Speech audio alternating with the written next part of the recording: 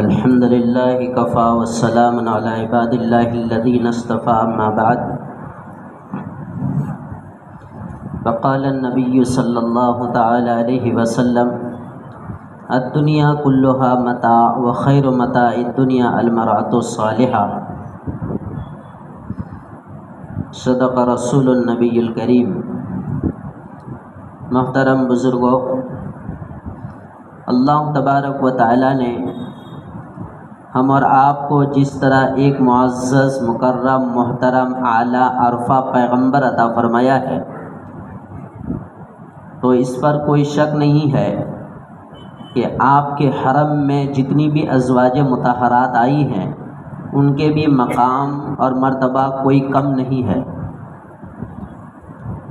چونکہ پیغمبر کی بیوی بن جانا یہ بڑی خوش نصیبی کی بات ہے، اور جو پیغمبر کی بیویاں بن گئی ہیں اس کا شرعی اعتبار سے ہمارے لیے حکم یہ ہے کہ وہ ہم سب کی مائیں ہیں۔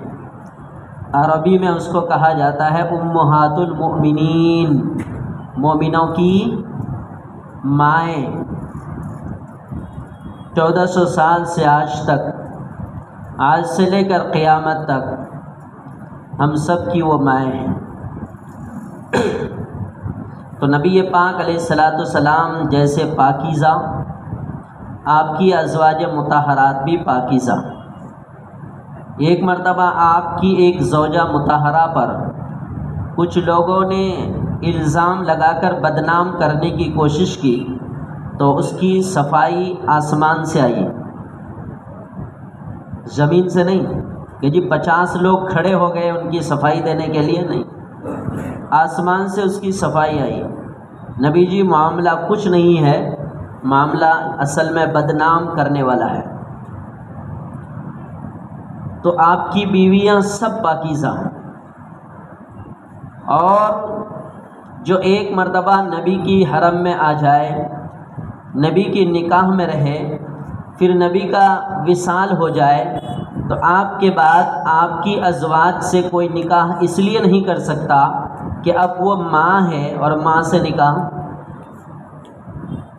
اس لیے وہ ازواج مطہرات امہات المؤمنین ہی ہیں، کسی اور کی وہ بیوی نہیں بن سکتی۔ اس پر اور بھی بہت سارے مسائل ہیں کہ نبی کے انتقال کے بعد نبی کی بیویاں وارث بنتی ہیں یا نہیں، یہ ایک الگ ٹاپک ہے۔ میں نے ایک حدیث پڑھی ہے، الدنیا کلھا متاع، دنیا پوری کی پوری ایک سامان ہے، چیز ہے، وخیر متاع الدنیا المرأة الصالحہ، دنیا کی تمام چیزوں میں بہترین نیک صالحہ بیوی ہے۔ وخیر متاع الدنیا المرأة الصالحہ، نیک صالحہ بیوی ہے دنیا کی تمام چیزوں میں بہتر۔ اب وہ بیوی نیک صالحہ ہونی بھی چاہیے۔ نیک صالحہ کا مطلب کم سے کم 2 چیزیں اس کے اندر ہو، کم سے کم اللہ کے حقوق ادا کرتے ہوں، 5 اوقات کی نماز اور جو موقع محل کی عبادات ہیں، سال بھر کی جو عبادات ہیں اس پر مکمل اترنا۔ دوسرا، شوہر کی فرما برداری کرنا۔ نبی نے کیا فرمایا؟ سجدہ کرنا کسی کو جائز نہیں۔ اگر کسی غیر اللہ کو سجدہ کرنا درست ہوتا تو میں بیویوں سے کہتا کہ شوہر کو سجدہ کرے۔ اتنا مقام ہے بیویوں کا اور شوہر کا۔ تو مرأۃ الصالحہ، نیک بیویاں جن کی نیکی دیکھ کر شوہر شرما جائے، کیا کرے؟ نیک اتنی ہو بیوی کہ شوہر شرما جائے۔ کیسا شرما جائے؟ بیوی اتنی نیکی کرے کہ شوہر کو دعوت دے، فجر میں بیوی شوہر کو اٹھائے، بیوی تلاوت کا پابند ہو، شوہر تلاوت نہیں کرے گا؟ ہو نہیں سکتا ہے۔ عورت میں اگر دینداری آ جائے نا تو گھر کا ماحول آٹومیٹک بہترین ہو جاتا ہے۔ مرد اگر دیندار ہے اور گھر میں دینداری نہیں ہے، ماحول درست نہیں ہو پاتا ہے۔ قرآن شریف کی تلاوت ترجمے کے ساتھ بیوی کو کرنے بولیے، پھر پتہ چلے گا کہ بیوی کتنی اچھی ہے۔ تو نیک صالحہ بیوی دنیا کی چیزوں میں سب سے بہترین ہے۔ ایک اور حدیث ہے، پہلی حدیث مسلم شریف کی تھی، یہ حدیث بخاری شریف میں، اربع من السعادہ، 4 چیزیں نیک بخت ہیں، خوش بخت ہیں۔ المرأۃ الصالحہ، نیک صالحہ بیوی، والمسکن الواسع، وسیع کشادہ گھر، کشادہ گھر، والجار الصالح، نیک پڑوسی، والمرکب الحنی، خوبصورت تیز رفتار سواری۔ جس کے پاس یہ 4 چیزیں ہیں وہ خوش قسمت انسان ہے۔ یاد رہی 4 چیزیں؟ نیک صالحہ بیوی، وسیع کشادہ گھر، اور نیک پڑوسی، اور اپنی سواری۔ جس کے پاس یہ 4 چیزیں ہیں، نبی فرماتے ہیں کہ وہ خوش قسمت انسان ہے۔ یہ حدیث بخاری شریف میں ہے۔ بہرحال بات چل رہی ہے مرأۃ الصالحہ کی، اور ہم عنوان اس اعتبار سے طے کرتے ہیں کہ ازواج مطہرات پر آج بات کرتے ہیں، کیونکہ اس مہینے میں رسول اللہ صلی اللہ علیہ وسلم کی زندگی پر بہت بہترین تفصیلی کلام ہو جاتا ہے، لیکن ازواج مطہرات پر تفصیلی کلام بہت کم ہو پاتا ہے۔ اگر نبی روحانی باپ ہیں تو نبی کی ازواج مطہرات ہماری روحانی مائیں ہیں۔ اگر نبی کی زندگی کو ہم بولتے ہیں تو ازواج مطہرات کی زندگی کو کیوں نہیں بولنا ہے؟ کیوں نہیں بولنا؟ اگر نبی کی زندگی پڑھتے ہیں تو ازواج مطہرات کی زندگیاں کیوں نہیں پڑھتے؟ کیوں نہیں پڑھتے؟ چونکہ ازواج مطہرات وہ خوش نصیبہ خواتین ہیں جنہوں نے رسول اللہ صلی اللہ علیہ وسلم کی خلوت اور جلوت دونوں اوقات سے علم حاصل کیا ہے۔ خلوت کس کو کہتے ہیں؟ ایک ساتھ رہ کر۔ جلوت کس کو کہتے ہیں؟ باہر رہ کر۔ مردوں کا کیا حال ہے؟ وہ صرف باہر ہی نبی صلی اللہ علیہ وسلم، اندر گھریلوی زندگی اور معاشرتی زندگی ایک ازواج مطہرات اپنی نگاہوں سے دیکھتی ہیں، پھر اس کو نقل کرتی ہیں اور اس کو بولتی ہیں۔ اس لیے ان کی زندگیاں بھی ہمارے لیے بہت ہی زبردست نمونہ ہے، قابل عمل ہے۔ حضور پاک علیہ السلام کی کتنی بیویاں ہیں؟ بولتے بھی جائیں تاکہ ہم بیدار بھی رہوں، متوجہ بھی رہیں، مذاکرہ بھی ہو جائے۔ 11 بیویاں ہیں۔ کتنی؟ سب سے پہلے ہم نام گنا دیتے ہیں، اور یہ نام ہم خود بھی یاد کریں اور اپنے بچوں کو بھی یاد کرائیں۔ یہ پیغام یاد رکھیں، کرائیں گے انشاءاللہ۔ جس طرح یاد کرا تھا جنوری، فروری، مارچ، اپریل، ایک سانس میں 5 سال کا بچہ بول دیتا ہے، ان کو بولیے محرم، صفر، ربیع الاول بولو، ہم نے یاد ہی نہیں کرائے۔ قصور کس کا ہے؟ بچے کا یا میرا؟ اسی طرح ازواج مطہرات کے نام آپ خود بھی یاد کریں اور اپنے بچوں کو بھی یاد کرائیں، بیوی کو بھی یاد کرائیں۔ پہلی بیوی ہے حضرت خدیجہ رضی اللہ تعالیٰ عنہ، دوسری ہے حضرت سودا رضی اللہ عنہ، تیسری ہے حضرت عائشہ رضی اللہ عنہ، چوتھی ہے حضرت حفصہ رضی اللہ عنہ، پانچویں ہے حضرت زینب رضی اللہ عنہ، چھٹی ہے حضرت ام سلمہ رضی اللہ عنہ، ساتویں ہے حضرت زینب بنت جہش رضی اللہ عنہ، آٹھویں ہے حضرت جویریہ رضی اللہ عنہ، نویں ہے حضرت صفیہ رضی اللہ عنہ، 10ویں ہے حضرت ام حبیبہ رضی اللہ عنہ، اور 11ویں ہے حضرت میمونہ رضی اللہ عنہ۔ کتنی ہو گئی؟ گنے نا، 11 ہو گئی۔ اب ہم ایک طرف سے تھوڑا تھوڑا کلام کرتے ہیں پورے 11 پر۔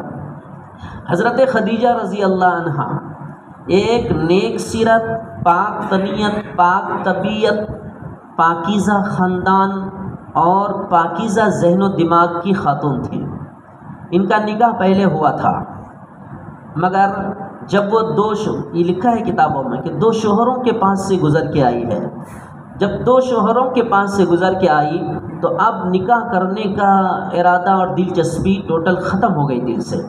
انہوں نے پوری توجہ اب 2 چیزوں کی طرف رکھی، پہلے شوہروں سے جو بچے تھے جو ان کے تحویل میں ان کی پرورش کرنا، اور سب سے بہترین مرکز اس کی زندگی کا ایمانداری کے ساتھ تجارت کرنا، بزنس پر، تجارت پر پوری توجہ انہوں نے مرکز کر دی، اور بڑی تعداد میں یعنی بھاری رقم لگا کر کے وہ باضابطہ بزنس کرتے تھے، اور ان کا تجارتی قافلہ ملک شام تک جاتا تھا، بڑا منافع لے کر کے آتا تھا۔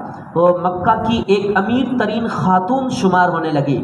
مکہ کے بڑے بڑے سردار اور بڑے بڑے سرداروں کی اولادوں نے ان کو نکاح کا پیغام دیا، لیکن انہوں نے سر ہلا دیا کہ نہیں، اب مجھے نکاح کا اور کوئی ارادہ نہیں ہے۔ بعد سے بعد زمانہ سے ایام گزرتے گئے۔ حضور پاک علیہ الصلوۃ والسلام کو ایک مرتبہ پارٹنرشپ میں بزنس کے لیے مال دیا انہوں نے، اور جانا کہاں تھا؟ ملک شام۔ نبی پاک علیہ الصلوۃ والسلام کے ساتھ پارٹنرشپ کی بزنس طے ہو گئی، مگر انہوں نے اپنے غلام کو ساتھ میں دیا، حضرت خدیجہ نے غلام کو ساتھ میں دیا، چونکہ حضور پاک علیہ الصلوۃ والسلام ایک ایسے حسین جمیل نوجوان، امانت دار نوجوان اس وقت پورے مکہ کی سرزمین پر مشہور ہو چکے تھے کہ حضرت خدیجہ نے سوچا کہ ان کو ایک مرتبہ تجارت کے لیے استعمال کر کے دیکھتے ہیں، اور اس کا نفع یہ ہوا کہ جب اتنا سرمایہ جتنا پہلے اور ایام میں زمانوں میں وہ کسی کے ساتھ لگا کر نفع کماتی تھی، اتنا ہی سرمایہ حضور پاک علیہ السلام کے ساتھ انہوں نے لگایا اور ملک شام تجارت کے لیے بھیجا، تو اور لوگوں نے جتنا بینیفٹ منافع دیا اس سے 2 گنا منافع نبی صلی اللہ علیہ وسلم لا کے دیا۔ یہ حیران ہوئی، سرمایہ تو اتنا ہی ہے، مثال کے طور پر پیسے تو 1 لاکھ ہی ہیں، انہوں نے اتنا دیا، انہوں نے اتنا دیا۔ جیسا مکہ کی سرزمین میں اس نوجوان کی امانت داری اور صداقت مشہور ہے، یہ تو ہم نے نظروں سے دیکھ لیا ابھی ان کے ساتھ معاملات کر کے۔ پھر جو غلام کو اس نے ساتھ میں کیا تھا، اس غلام نے سفر کے عجیب حالات بیان کیے، ہم نے ان کے ساتھ یہ کرامت دیکھی، ہم نے ان کے ساتھ یہ بہتر چیز دیکھی، ہم نے ان کے ساتھ یہ عجوبہ دیکھا، ہم نے یہ عجوبہ دیکھا، وہ سب بیان کر دیا غلام نے، خادم نے۔ حضرت خدیجہ اس پر ایک دم ٹھنڈی ہو گئی، ساکت ہو گئی، خاموش زبان ہو گئی کہ یہ نوجوان کوئی عام انسان مکہ کی سرزمین کا لگ نہیں رہا ہے، ان کا دل، دماغ، مزاج، کاروبار، تجارت، بزنس، لین دین، صداقت، امانت، یہ ساری چیزیں عام مکہ والوں سے یہ الگ لگ رہی ہے، لہذا یہ نوجوان کچھ الگ لگ رہا ہے۔ اب 2 روایتیں ہیں، میں نے تازہ ترین پڑھا ہے کہ پیغام کس نے دیا، ادھر سے دولہے والوں کی طرف سے پیغام آیا یا دلہن والوں کی طرف سے؟ دونوں طرف کی ہے، محدثین مفسرین نے دونوں نقل کیا ہے کہ حضور پاک علیہ الصلوۃ والسلام کی طرف سے پیغام آیا حضرت خدیجہ کے گھر پہ۔ حضرت خدیجہ خاموش ہو گئی، بولا اس سے بہتر میری زندگی کا اور کوئی عمل نہیں ہو سکتا کہ میں رسول اللہ، اس وقت تو نبی بنے نہیں تھے، کہ اتنے امانت دار، خوبصورت، حسین، صادق، امین نوجوان کا میں گھر والی بن جاؤں، جوزہ بن جاؤں، اس سے خوش نصیب۔ دوسری روایت یہ بھی ہے کہ حضرت خدیجہ نے باضابطہ بھیجا ہے، اس پر میں ایک مرتبہ کچھ سالوں پہلے یہیں سے بیان دے چکا تھا کہ حضرت خدیجہ نے پیغام بھیجا تو نبی پاک علیہ الصلوۃ والسلام نے بخوشی قبول کر لی۔ اب دیکھیے عمر کا ڈفرینس کتنا ہے، حضرت خدیجہ کی عمر کتنی ہے مشہور؟ 40، اور نبی پاک علیہ الصلوۃ والسلام کی عمر کتنی ہے؟ 25۔ یہ ایک ایسی سنت ہے جو امت ادا اگر کرے تو پتھر دل پہ نہیں، پہاڑ رکھنا پڑے گا کہ اپنے بیٹے کی شادی کسی 40 سال کی دو اسٹیج کی بیوہ، اسے کوئی کرا کے دکھائے، یا کوئی نوجوان خود تیار ہو کہ ہے تو 25 سال کا نوجوان اور کسی 40 سال بیوہ سے نکاح کا پیغام دے، اتنا آسان نہیں ہے۔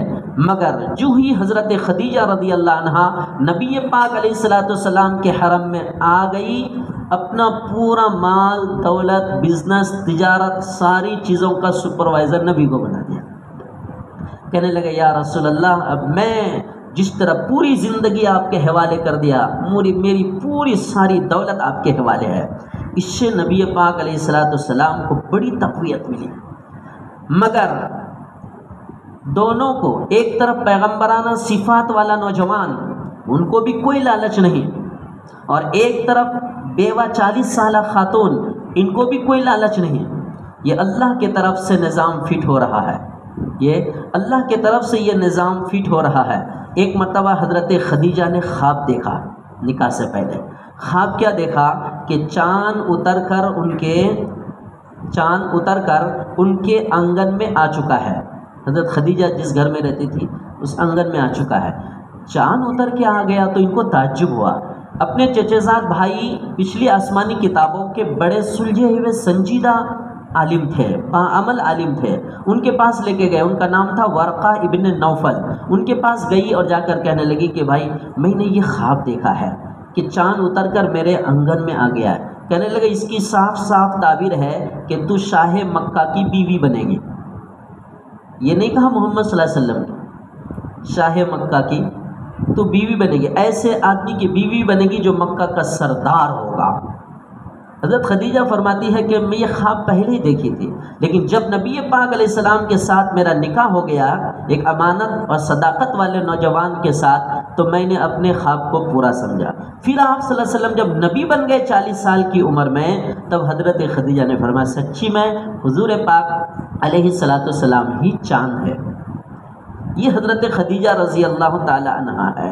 حضرت خدیجہ رضی اللہ عنہ کے ساتھ جب نکاح کا پیغام ہونے لگا، نکاح کا پیغام، تو حضور پاک علیہ السلام کی طرف سے 2 معتبر شخص گئے، جناب ابو طالب آپ کے زندگی اور حیات کے سپورٹر، اور ایک حضرت حمزہ رضی اللہ تعالی عنہ۔ یہ ایک اتنا خوبصورت نکاح کی مجلس تھی، اس مجلس میں ایک نئے مہمان آئے تھے اور باضابطہ اسپیشل دعوت دے کے ان کو بلایا گیا تھا۔ میں نے کل تازہ ترین پڑھا اس کو۔ وہ کون تھی؟ وہ حضور پاک علیہ السلام کی ماں تھی۔ سمجھ میں؟ ماں کا انتقال کب ہوا؟ بچپن میں ہی ہو گیا، ابھی شادی ہو رہی ہے تو ماں کہاں ہے؟ آپ کی رضائی ماں حضرت حلیمہ سعدیہ رضی اللہ، ان کے بارے پتہ چلا کہ رضائی ماں حیات سے ہے، بوڑھی ماں، ان کو بلائے باضابطہ اور اس مجلس کا خصوصی مہمان بنائے۔ حضرت خدیجہ کی آنکھوں سے آنسو جھلک پڑے۔ کون آئی ہے؟ ساس۔ کون آئی ہے؟ رضائی ساس آئی ہے۔ کتابوں میں لکھا ہے کہ حضرت حلیمہ نے اپنی ساس کو پروگرام کے بعد جب روانہ کیا 40 بکریاں انعام میں دی اور ایک اونٹ انعام میں دیا اپنی ساس کو، اور پھر بڑے پیار اور محبت سے ان کو، اپنی رضائی ماں کو، ان کو الگ کیا ساس کو۔ تو حضرت خدیجہ رضی اللہ تعالی عنہا سے نبی پاک علیہ السلام کی کتنی اولاد ہے؟ 6۔ نبی پاک علیہ السلام سے 4 بیٹیاں اور 2 بیٹے، طیب، طاہر، 2 بیٹے ہیں، اور بیٹیاں کون ہیں یہ بھی یاد کیجئے، حضرت رقیہ، حضرت ام کلثوم، حضرت زینب، حضرت پیاری فاطمہ، حضرت فاطمہ۔ طیب طاہر کا انتقال بچپن میں ہی ہو گیا، الحمدللہ یہ نسل چلی۔ بہرحال تو حضرت خدیجہ رضی اللہ عنہ سے یہ اولاد ہوئی۔ نبی پاک علیہ السلام کا گھرانہ ایک دم جگمگانے لگا خوشی سے۔ چنانچہ زمانہ گزرتا گیا، یہاں تک کہ آپ صلی اللہ علیہ وسلم کی عمر 40 سال ہو گئی۔ کتنی ہو گئی؟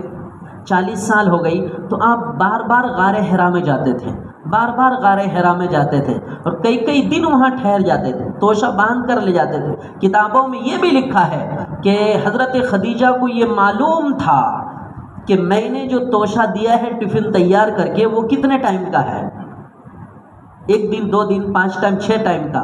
اس کے بعد اگر آپ صلی اللہ علیہ وسلم فوراً نہیں آ رہے، کھانا فوراً تیار کر کے لے کے پہنچ جاتے تھے۔ اور غار حرا معلوم ہے کتنا اوپر ہے؟ آج کے ترقی یافتہ دور میں تو وہ تو سیڑھی بنا دی گئی، لفٹ بنا دی گئی، کیا کیا چڑھنے کی سہولت ہو گئی۔ اس زمانے میں سیڑھی تھی تو پہاڑ تھا۔ غار حرا تو کہتے ہی ہیں اس کو نا، غار، پہاڑ کے کوہ کو، اس کی سوراخ کو غار کہتے ہیں۔ اندازہ لگائیے اس پہ چڑھنا آسان تھا؟ سوچئے سے، جو لوگ حج عمرہ کو گئے ہیں وہ لوگ دیکھے ہوں گے کہ اس کی اونچائی کتنی ہے۔ ہم بھی الحمدللہ عمرہ کو گئے تھے، ہمارے امیر نے یہ بتلایا کہ یہاں پر 40 مالے کی بلڈنگ کھڑی ہو سکتی، 40 منزلہ ہم تو بلڈنگ میں نہیں چڑھ پاتے ہیں. آج کل کی جو بلڈنگیں بنی ہوئی ہے لفٹ کا سہارا لیتے ہیں. 40 منزلہ چڑھنا آسان ہے، وہ بھی سیڑھی کے ساتھ. اور جس زمانے میں سیڑھی نہیں تھی کیسے چڑھے تھے. اور کمال یہ ہے کہ آپ صلی اللہ علیہ وسلم تو کسی جنون میں چڑھے تھے کہ آپ کا ذہن و دماغ کسی اور عالم میں تھا. کیوں؟ اس لیے کہ آپ کو اللہ کی طرف سے پیغمبر بننا تھا، تو پہلے ہی اللہ پاک نے نورانیت اور روحانیت آپ کے دل دماغ پہ چھا دیا تھا. اس جنون میں آپ صلی اللہ علیہ وسلم وہاں جا رہے تھے. مگر حضرت خدیجہ کیوں جا رہی تھی؟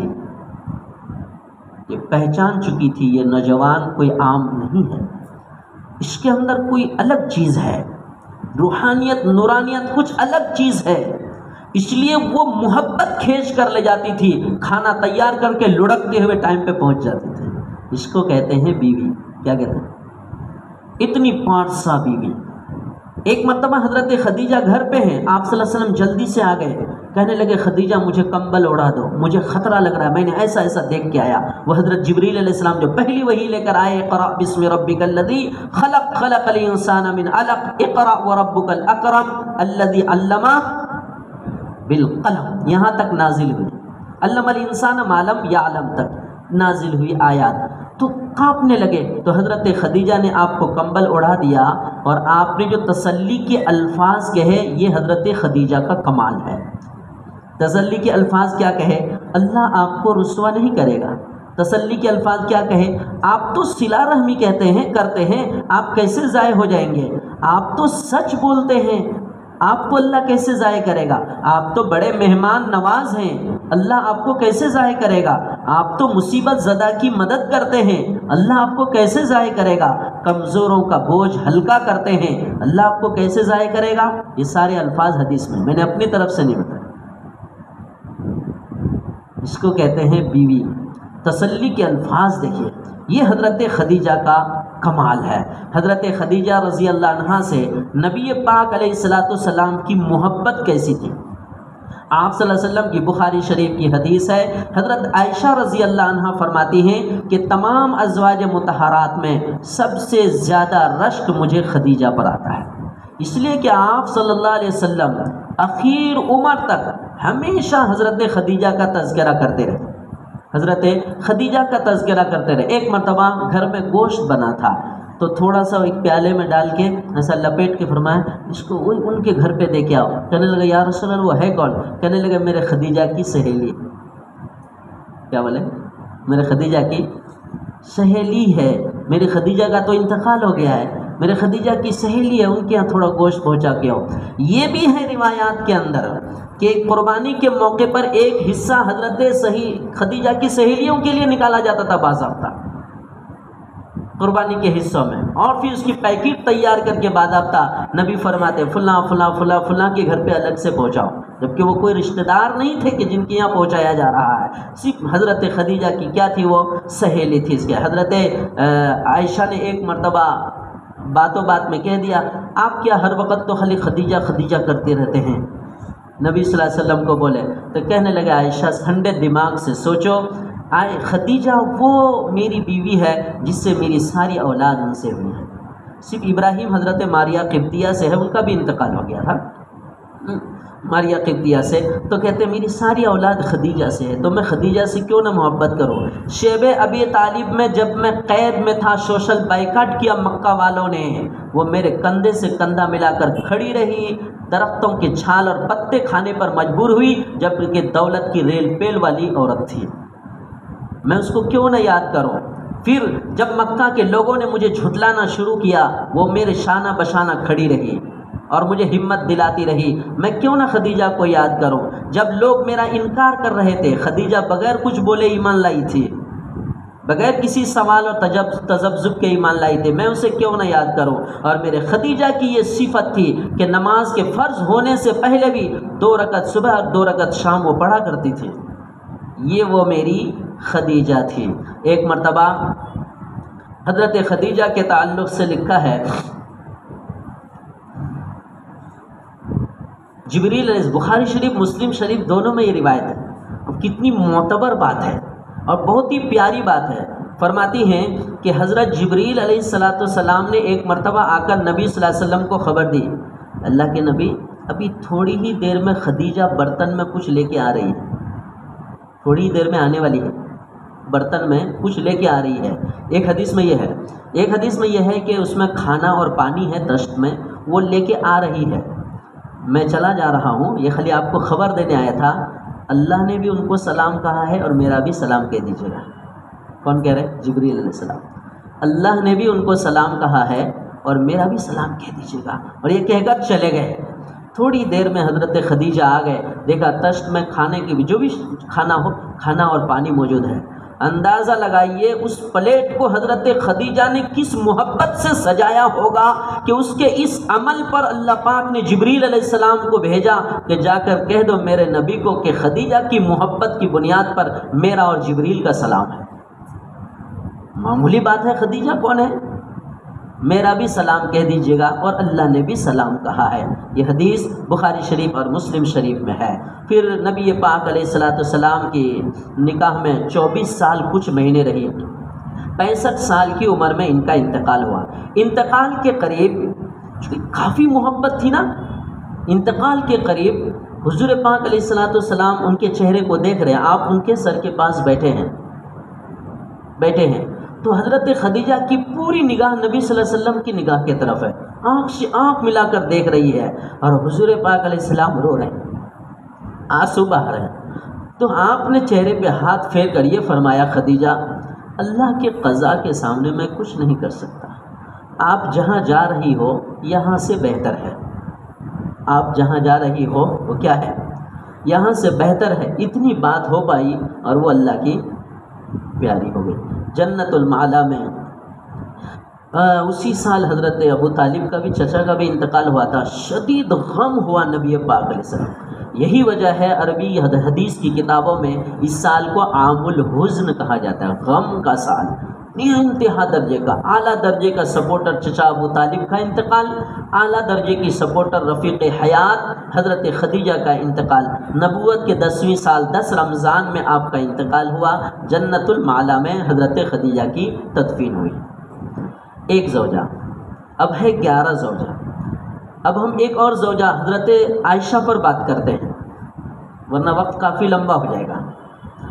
حضرت عائشہ پر بات کرتے ہیں، یہ آپ کی دوسری زوجہ مطہرہ، سب سے کم عمر، ہجرت سے قبل 6 سال قبل، یعنی ہجرت سے قبل 6 سال کی عمر میں آپ کا نکاح ہوا، حضرت خدیجہ کا نکاح ہوا۔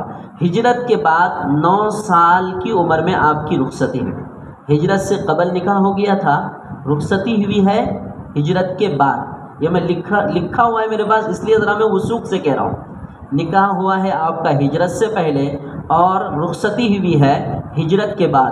جب رخصتی ہوئی ہے تو اس وقت آپ کی عمر کتابوں میں 9 سال لکھا ہے، لیکن اس میں شدید اختلاف۔ میں نے 17 سے 18 سال تک بھی، یہ کل ہی تازہ ترین پڑھا ہے میں نے۔ بعد محدثین مورخین سیرت نگاروں نے حضرت عائشہ کی عمر 17 سال اور 18 سال بھی لکھا ہے، مگر 9 سال عام کتابوں میں مشہور ہے۔ بہرحال یہ بڑی ذہین بچی تھی حضرت ابو بکر رضی اللہ عنہ کی، اور بڑی فقاہت، ثقافت، ذہانت کے اعلیٰ معیار پر قائم تھی، اعلیٰ معیار پر۔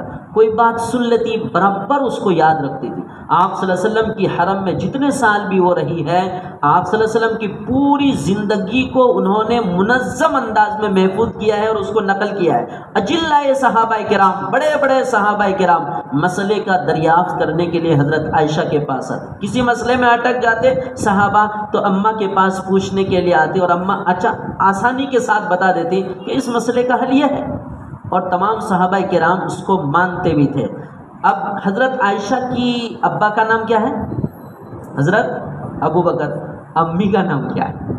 یہ ہوا مسئلہ۔ امی کا نام ہے، حضرت عائشہ کی امی کا نام ہے ام رومان۔ ام رومان۔ ان کا جب انتقال ہوا تو جب حضرت عائشہ سے نکاح ہوا تو حضور صلی اللہ علیہ وسلم کی کیا بنی؟ ساس بنی۔ ان کا جب انتقال ہوا نا تو انتقال کے قریب بھی نیکیوں کی وجہ سے ان کے چہرے پر عجیب نورانی تھی، بہت حسین خوبصورت چہرہ انتقال کے ٹائم۔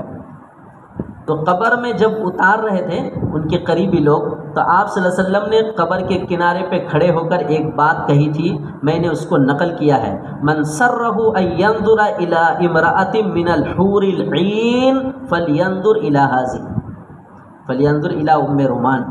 کسی کو اگر جنت کی حور دیکھنا ہو دنیا میں تو ام رومان کو دیکھ لو کہ دنیا سے آخرت کو چلی جا رہی ہے۔ بہترین نبی پاک علیہ الصلوۃ والسلام نے اس کی منظر کشی کی ہے۔ حضرت عائشہ چونکہ چھوٹی تھی نا، چونکہ ہم حضرت عائشہ کی بات کر رہے ہیں، چھوٹی تھی، نکاح کے بعد بھی وہ گڑیوں سے کھیلتی رہتی تھی۔ تو آپ صلی اللہ علیہ وسلم ایک مرتبہ گئے تو دیکھا کہ حضرت عائشہ کھیل رہی ہے، تو ایک گھوڑا ہے، گڑیا گھوڑا ہے اور اس کے پر ہیں، تو نبی نے ازراہ محبت یہ فرمایا، عائشہ یہ کیا ہے؟ کہنے لگے اللہ کے نبی یہ گھوڑا ہے۔ تو نبی نے فرمایا گھوڑے کے تو پڑ نہیں ہوتے۔ تو حضرت خدیجہ نے برجستہ جواب دیا، سلیمان علیہ السلام کے گھوڑے کے تو پڑ تھے۔ اس پر نبی پاک علیہ السلام مسکرائے، اتنا حاضر جوابی بچپن سے ہی کہ سلیمان علیہ السلام کے گھوڑے کے تو پڑ تھے باضابطہ۔ اس پر نبی پاک علیہ السلام، حضرت عائشہ کا ایک لقب ہے نجیب الطرفین۔ نجیب الطرفین کا مطلب ان کی زندگی کے دونوں حصہ پاکیزہ، مطلب یہ ہے طرفین دو طرف، ایک ہے شادی سے پہلے کی زندگی، ایک ہے شادی کے بعد کی۔ شادی سے پہلے کی زندگی بھی بڑی حسین، جس کی ماں جنت کی حور ہو، بچے کی پرورش کیسی ہوگی؟ تو پہلے کی زندگی بھی بڑی پاکیزہ اور حسین، خوبصورت، نورانی، دینداری، تقوی والی، اور نکاح کے بعد تو نبی کے پاس ہے۔ تو اس کو کہتے ہیں نجیب الطرفین، دونوں طرف کی پیاری بچی۔ اس کو حضرت عائشہ رضی اللہ تعالی عنہا نے ایک مرتبہ خواب دیکھا، خواب انہوں نے دیکھا نہیں، ترمذی شریف کی روایت ہے، سنیے گا، زبردست بات ہے، بتاؤں۔ حضرت عائشہ فرماتی ہے میں وہ خوش نصیب خاتون ہوں، میری منگنی اللہ نے کیا ہے۔ کیسے؟ وہ اس طرح کہ جبریل علیہ السلام نے میری تصویر سبز ریشم کے غلاف میں لپیٹ کر اللہ کے حکم سے نبی صلی اللہ علیہ وسلم کو دکھایا، اور جبریل علیہ السلام نے کہا کہ اللہ کے نبی یہ عائشہ کی تصویر ہے، اللہ کے طرف سے بھیجی گئی ہے تصویر، یہ آپ کی دنیا اور آخرت کی بیوی ہے، آپ کی دنیا اور آخرت کی بیوی ہے، اللہ کی طرف سے یہ تصویر بھیجی گئی ہے۔ نبی فرماتے ہیں آمنا صدقنا، کیا فرماتے ہیں؟ آمنا، میں آپ کی بات کی تصدیق بھی کرتا ہوں اور بس پر میں ایمان بھی رکھتا ہوں۔ آپ کی دنیا اور آخرت کی بیوی ہے، اس کا کیا مطلب ہے؟ اس کا مطلب یہ ہے کہ اگر آپ کا نکاح ہو جائے ان کے ساتھ تو پھر طلاق دینے کی بھی اجازت نہیں، تاکہ آخرت میں آپ کی ہی بیوی رہے۔ طلاق دے کر علیحدہ کرنے کی آپ کو اجازت نہیں، دنیا اور آخرت کی آپ کی یہ بیوی رہیں گے۔ حضرت عائشہ رضی اللہ تعالی عنہا کے تعلق سے ایک اور حدیث ہے کہ انہوں نے خود خواب دیکھا، اور خواب میں یہ دیکھا ہے کہ حضرت عائشہ فرماتی ہیں کہ حضور پاک علیہ السلام سے نکاح سے پہلے دیکھا کہ حضور پاک علیہ السلام نے ایک چاند اتر کر میرے گود میں آ گیا ہے، تو میں نے اس کی تعبیر اپنے ابا سے پوچھی کہ ابا یہ ہے، تو ابا خاموش ہو گئے، کہنے لگے اس کی تعبیر اس سے پہلے حضرت خدیجہ کو کسی نے دے دی ہے، اس کی تعبیر حضرت خدیجہ کو، کہ چاند انگن میں اور گود میں آ کر کے اتر جائے تو اس کی تعبیر یہ ہوتی ہے کہ کسی شہنشاہ کی آپ بیوی بنیں گے۔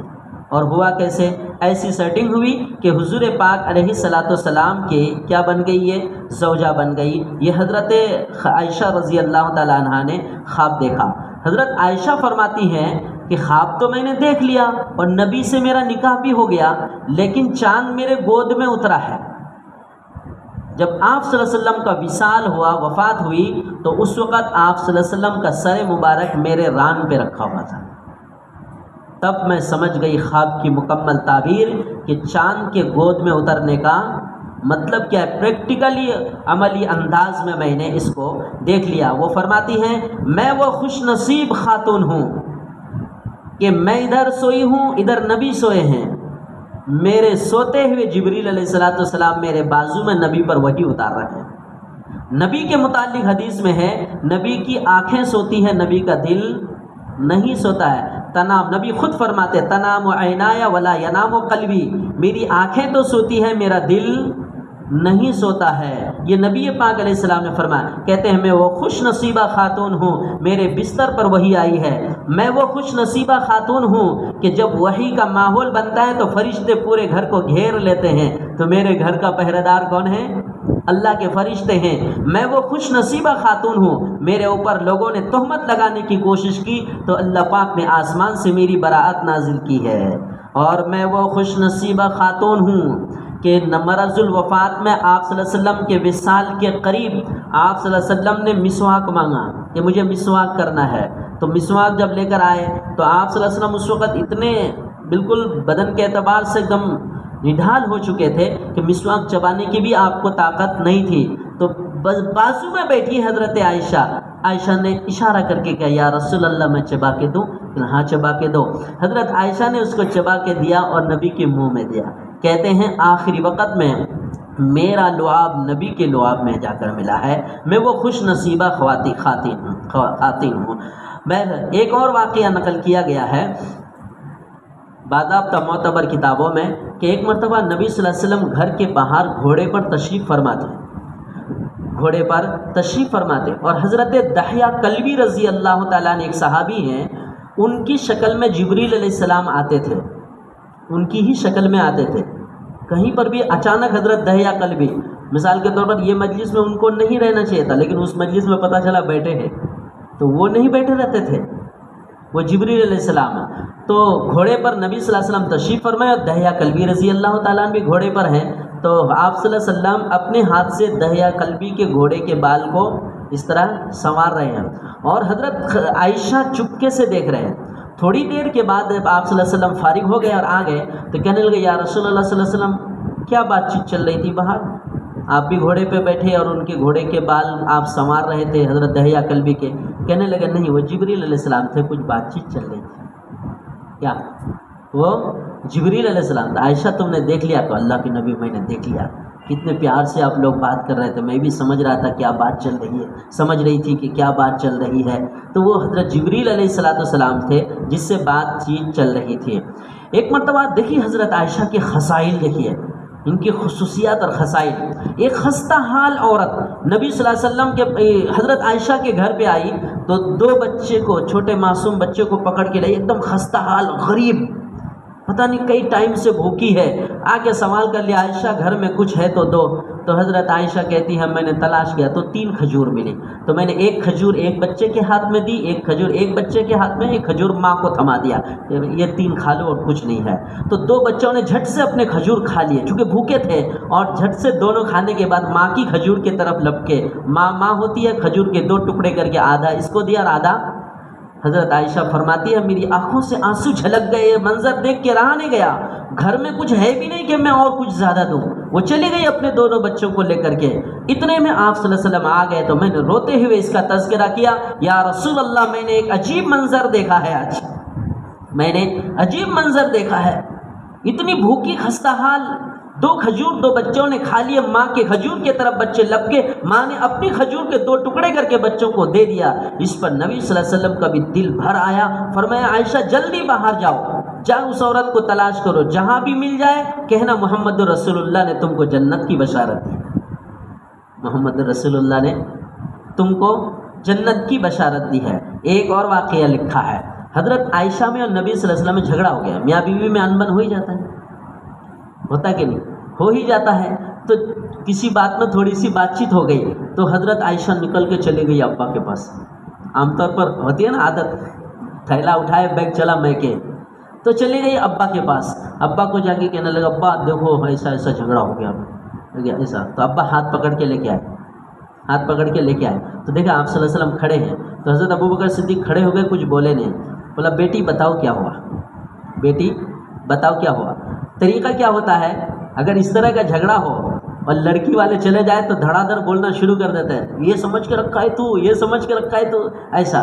حضرت ابوبکر خاموش اور بیٹی سے کہہ رہے بیٹی کیا ہوا، کہنا ابا یہ تو چھوٹی 9 سال کی بچی، اور آپ صلی اللہ علیہ وسلم پیغمبر اخیر عمر تک جا پہنچے ہیں، آپ 56 سال سے زائد آپ کی عمر ہے، تو حضرت عائشہ کو ابا انہوں نے یہ کہہ دیا، امی کو یہ کہہ دیا، یہ کہہ دیا، یہ کہہ دیا. تو حضرت ابوبکر کی کہاں ہمت کہ نبی سے یوں کہے کہ اللہ کے نبی آپ نے ایسا کیوں کہا. یہ سب سننے کے بعد اپنی بیٹی کے اوپر اس طرح ہاتھ اٹھایا. ادب، مارے نہیں، جسے چمکانے کے لیے اٹھاتے ہیں ایسا مار اٹھایا. تو بچی کیا سمجھی کہ ابا ماریں گے، دوڑ کے بھاگے اور نبی صلی اللہ علیہ وسلم کے پیچھے کرتا کے نیچے چھپ گئے. دامن جو رہتا نا کرتا کے نیچے ایسا چھپ گئے. تو نبی مسکرائے اور کہنے لگے جھگڑا ہوا تو چلی ابا کے پاس، ابا مارنے چلی تو چھپنے کہاں آئی؟ ابا مارنے چلے تو چھپنے کہاں آئی؟ تو حضرت عائشہ کا جواب سنیں، یا رسول اللہ صلی اللہ علیہ وسلم آپ کے علاوہ میری جائے پناہ ہی کہاں ہے، میں آپ کو چھوڑ کر کہاں جاؤں. تو جھگڑے ہو ہی جاتے ہیں، لیکن انداز دیکھیے محدثین نے نقل کیا ہے ان چیزوں کو باضابطہ. ایک مرتبہ حضور پاک علیہ الصلوۃ والسلام کے آخری ایام میں آپ اکثر بیمار رہتے تھے، طبیعت خراب رہتی، اس پر حضرت عائشہ کو ٹینشن رہتا تھا خوب، کیونکہ آخری ایام میں تھے. تو حضرت عائشہ کے سر میں کافی درد ہوا، ان کے سر میں کافی درد ہوا. تو نبی صلی اللہ علیہ وسلم بستر میں ہی گفتگو کر رہے ہیں، بستر میں آپ صلی اللہ علیہ وسلم بیمار ہیں اور حضرت عائشہ کے سر میں درد ہے. تو نبی نے مذاق سے یہ کہا عائشہ اگر مجھ سے پہلے تو اللہ کی پیاری ہو گئی، بات دیکھیے، اگر تو مجھ سے پہلے اللہ کی پیاری ہو گئی تو تمہارا غسل میں دوں گا، تجہیز و تکفین میں کروں گا، جنازہ میں پڑھاؤں گا، قبر میں میں اتاروں گا، تو کتنی خوش نصیبہ ہے. تو حضرت عائشہ مسکرائے اور اگلا جملہ سنیے کتاب میں جو لکھا ہوا ہے، یا رسول اللہ اس کا مطلب کیا ہے؟ آپ میری موت کے انتظار میں ہیں، میں مر جاؤں گا تو پھر دوسری بیوی آپ لا کے یہاں سلائیں گے میری جگہ پہ. تو اس پر آپ صلی اللہ علیہ وسلم خوب مسکرائے، خوب مسکرائے. یہ دل لگی کی بات تھی، کتابوں میں نقل کی گئی ہے باضابطہ. اس کے چند روز کے بعد ہی آپ صلی اللہ علیہ وسلم کا کیا ہوا؟ وصال ہو گیا. یہ حضرت عائشہ رضی اللہ تعالیٰ عنہ نے باضابطہ اس کو نقل کیا ہے. ہم آخری بات عرض کرتے ہیں کہ علمی اعتبار سے بھی بڑی فقیہہ تھی. 2210 حدیثیں حضرت عائشہ سے مروی ہے. بخاری شریف میں کئی حدیثیں مسلم شریف کے اندر ان کی موجود ہے. الحمدللہ اللہ تبارک و تعالیٰ نے ایسی مائیں ہم اور آپ کو عطا کی. اب آخری سوال اور درخواست یہ ہے کہ اگر اتنی اعلیٰ درجے کی مائیں ہیں تو ہم نے اپنی ماؤں کو پڑھا ہے کبھی؟ بولیے نہیں. یہ ہمارا قصور ہے، اپنی ماؤں کو پڑھنا چاہیے. ازواج مطہرات کی کتابیں پڑھیے خرید کر، ایک طرف سے پوری 9 ازواج مطہرات کو پڑھ ڈالیے تو پتہ چلے گا کہ میری ماں کی صفات کیسی تھی. اللہ تعالیٰ اس کے ذریعے سے انشاءاللہ ایک بہترین زندگی گزارنے کا طریقہ اور سلیقہ ظاہر کرے گا. دعا ہے اللہ تعالیٰ ہم سب کے عمل کی توفیق عطا فرمائے. وآخر دعوانا الحمد.